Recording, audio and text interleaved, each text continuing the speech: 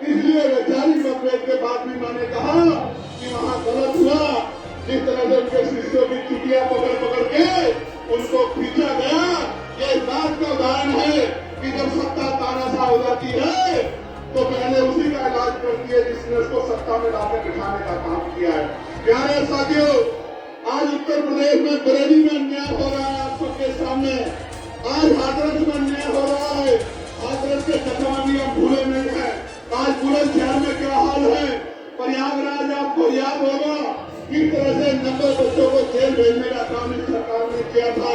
और प्रयागराज में गोस्वामी ने अपनी 5 समाज की बच्ची को मेरे से जाने नहीं दिया था उनके घर पे। और आपको याद होगा कानपुर देहात में क्या अन्याय हुआ।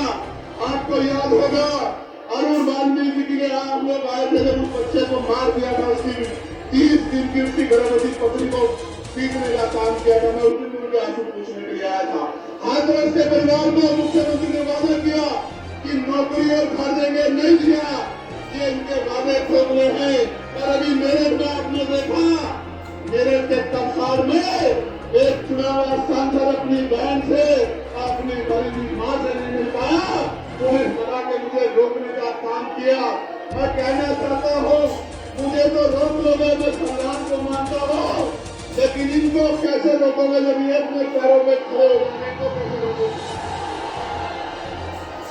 मुझे रोक लो, मैं कानून का मानता हूँ, लेकिन कानून चलाने वाले हाथ से इनके हो जाएंगे।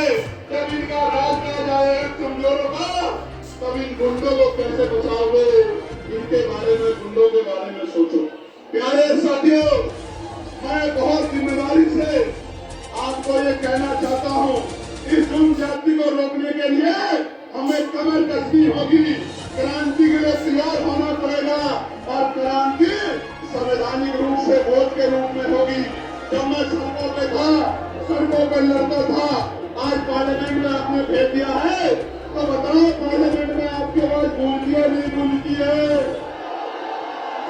क्या 543 पे नीले पट्टे वाला दिखाई देता नहीं दिखाई देता है? कहीं छिप तो नहीं जाता? सुनते हो नहीं सुनते हो? प्यारे साथियों, इस देश में 15 अगस्त 1947 को तय हो गया था।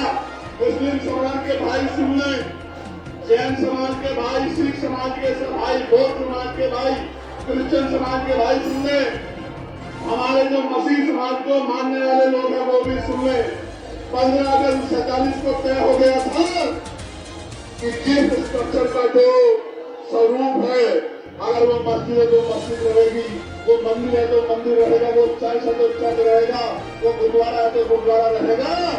लेकिन जब से इनकी सरकार आई है, हर मस्जिद को, हर गुरुद्वारे को, हर चर्च को जानबूझ के टारगेट करने का काम ये सरकार कर रही है कि इनका राजनीतिक एजेंडा कामयाब होता है। मैं आपको कहना चाहता हूँ, सरकार की जिम्मेदारी है कि पुलिस को क्वालिफिकेशन कहे कि इस तरह का माहौल खराब नहीं होना चाहिए। लेकिन कई बार फतेहपुर के मकबरे को हम लोग देखते हैं, सरकार सामने नजर आती है, बीजेपी के लोग तोड़ने का काम करते हैं। मैं आपको कहना चाहता हूँ, हिम्मत मत हारो। जब माहौल खराब करने वाले लोग हैं तो आपका हाथ पकड़ के आपके साथ चलने वाले लोग भी है। मेरी बात करा, आपने अभी तक कभी इसे ताकत दी, कभी उसे ताकत दी, कभी उसे ताकत दी। एक बार बाबा साहब दूर करके सच्चे बच्चों को ताकत देके देखो, गुंडागर्दी का माहौल ठंडा हो जाएगा और सम्मान के साथ आगे बढ़ने की मौका मिलेगा। प्यारे साथियों, ये तो मैं हूं जो पार्लियामेंट में बोलता हूं, सड़क पर मुसलमान, ईसाई, सिख, जैन, बौद्ध और अल्पसंख्यक कह के लंबे समय तक आपसे वोट ली गई। आप इस बात को जानते हैं। ये तो हिम्मत चंद्रशेखर आजाद के अंदर है कि जो धर्मनिरपेक्ष है, संविधानवादी है, सबके हितों की बात करता है, सबके हितों को आगे बढ़ाने की बात करता है। ना अमीर देखता है, ना गरीब देखता है, ना कमजोर देखता है, ना ताकतवर देखता है। प्यारे साथियों, आप हमारा न्याय चरित्र देखना चाहते हो तो सुनो। संबल में जिस जज साहब ने पुलिस पे मुकदमे करने का ऑर्डर दिया, उस जज साहब, माननीय जज साहब को जिन्होंने निष्पक्ष ऑर्डर किया, निडर होकर ऑर्डर किया, सरकार के सामने न्यायपालिका का सच्चा चित्र रखा, रातों रात उनके साथ का ट्रांसफर कर दिया गया।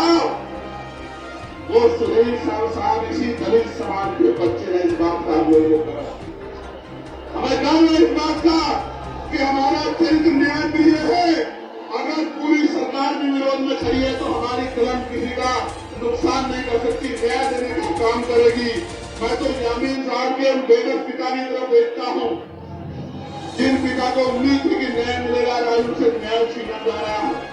प्यारे साथियों, याद रखो, जुर्म जाति जब बढ़ जाएगी तो जनता उसको उखाड़ फेंकेगी। वही समय आ गया है जहां से महातटीय नीला समंदर इस बात का ऐलान कर रहा है, आगरा में खड़े होकर ये राजधानी है, आगरा कमजोरों की राजधानी है या नहीं है? राजधानी बताओ, जोर से बताओ, है या नहीं है?